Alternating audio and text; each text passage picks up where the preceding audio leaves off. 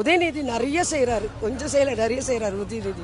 அவங்களுக்கு ஏழைங்களோட கஷ்டம் என்னான்னு தெரியும். அவங்களாம் திராவிட இயக்கத்திலேருந்து வந்தவங்க, ஏழைங்களுக்கு எந்த குறையும் இயக்கத்தை எல்லாமே கரெக்டாக பண்ணுறாரு.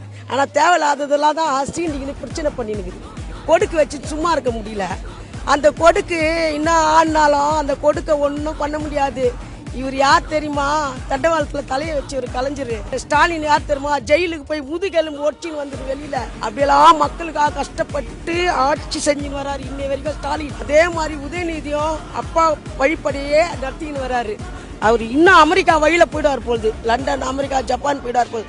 அந்த அளவுக்கு கொண்டாடுறாரு நம்ம நாடு. பார்க்குறீங்களே, சொல்ல முடியாத அளவுக்கு நம்ம தமிழ்நாடை வந்து அமெரிக்கா நாடு மாதிரி ஆக்கின்னு வராங்க. அன்றைக்கி வண்டி நெருக்கடி, இன்னைக்கு வண்டி நெருக்கடியே கிடையாது. மேலே பாதி பறக்குது, கீழே பாதிப்பா, அது கீழே பாதி போகுது.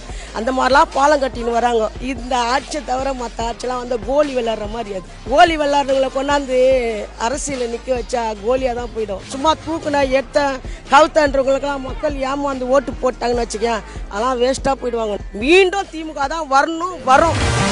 நீ வரவே கலவரமே, விரல் சொடுக்குன